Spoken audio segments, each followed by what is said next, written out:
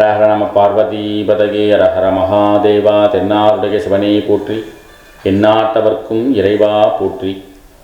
வெற்றிவேல் முருகனுக்கு அரோகரா, ஞானவேல் முருகனுக்கு அரோகரா, வீரவேல் முருகனுக்கு அரோகரா. அன்பு டிவி என்பவர்களுக்கு அன்பான வணக்கங்கள். கொல்லிமலை சரவண சிவம்.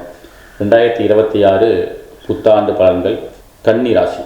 கன்னிராசியை பொறுத்தவரை குரு பகவான் 10ஆம் இடத்தில் தொழில்ஸ்தானத்தில் இருக்கார்.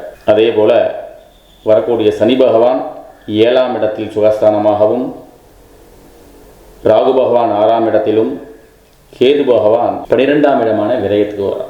அப்படிங்கும் பொழுது 2026 பொறுத்தவரை கன்னிராசிகளுக்கு ஒரு எப்படி சொல்கிறது அப்படின்னா, ஒரு நினைச்சது நடக்கும், கொஞ்சம் லேட்டாகும். புது பலனாக பார்த்தீங்க அப்படின்னா 2026 கனவுகள் நிறைவேறும் ஆண்டாக இருக்கும்.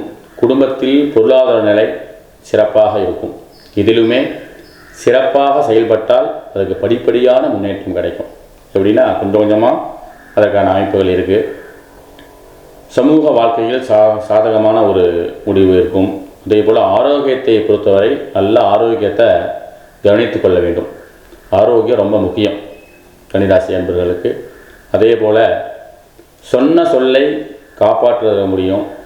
வழக்குகளில் உங்களுக்கு சாதகமான நிலை இந்த ஆண்டு ஏற்படும். குடும்ப சூழ்நிலையும் உங்களுக்கு சாதகமாக இருக்கும். எதிரிகள் நிறையா இருப்பாங்க. எதிரிகளுக்கு ஒரு சரியான பதிலடி 2026 உங்களால் கொடுக்க முடியும். அதே போல் பழைய கடன்கள் இருந்தால் நீங்கள் கொடுத்துருந்தால் அது வசூலாகும். நீங்கள் வாங்கியிருந்தீங்கன்னா அந்த பழைய கடனை அடைக்கும் நேரம் 2026 உங்களுக்கு அமைஞ்சிருக்கு. அதே போல் குடும்பத்தில் மகிழ்ச்சி உண்டாகும். அதே போல் பெற்றோர்களின் உடல்நலத்தில் கொஞ்சம் கவனமாக இருந்துக்கணும். குடும்பத்தை பொறுத்தவரை குடும்பத்தில் குதூகலமான ஒரு வாழ்க்கை காணப்படும். அதே போல் மனைவிக்கிடையே இருந்த அந்த சங்கடங்கள்லாம் விலகும். கொடுக்கல் வாங்கல் திருப்திகரமாக இருக்கும். செலவுகள் 2026 கொஞ்சம் கட்டுக்குள்ள வச்சுக்கலாம் நீங்கள். அதே போல் சேமிப்பில் அதிக கவனம், இன்வெஸ்ட்மெண்ட்டில் அதிகமான கவனத்தை செலுத்தும் ஆண்டாக 2026 இருக்கும். அதே போல் பிரியமானவர்களால் ஒரு குறிப்பிட்ட தகுந்த ஒரு செயல் உண்டாகும். அதே போல் 2026 பொறுத்தவரை மனதில் தேவையில்லாத விஷயங்களை போட்டு கன்னிராசியை பொறுத்தவரை குழப்பிக்கிட்டே இருப்பாங்க. அந்த குழப்பங்கள் எல்லாம் இந்த ஆண்டு வேண்டாம். அதே போல் மற்ற இடத்தில் பேசும்போது எச்சரிக்கையாகவும் நீங்கள் பேசக்கூடிய விஷயத்தை கொஞ்சம் அளந்தும் பேசணும். அது வேறு மாதிரி போய் நீங்கள் சொல்ல வந்த விஷயம் வேறு, நம்ம புரிஞ்சுக்கிற விஷயமாக மாறிடும். அதனால் சில மனஸ்தாபங்கள் நம்ம உறவினர்களிலே நமக்கு ஏற்படும். அதனால் கொஞ்சம் பேசும்போது கவனமாகவும், அதே போல் இது கோவப்படாமல் பேசுவது நல்லது.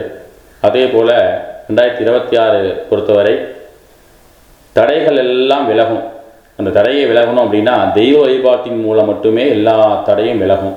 அது குலதெய்வத்தை நல்லா வழிபாடு பண்ணணும் ராசியை பொறுத்தவரை. அதே போல் குடும்பத்தில் பிரச்சனை வராமல் பார்த்துக்கணும்னா முந்தி சொன்னதே தான், பொறுமை ரொம்ப அவசியமாக இருக்கணும். கொடுக்கல் வாங்கலில் இருந்த சிக்கலான சூழ்நிலை எல்லாமே தீரும் இந்த வருஷம்.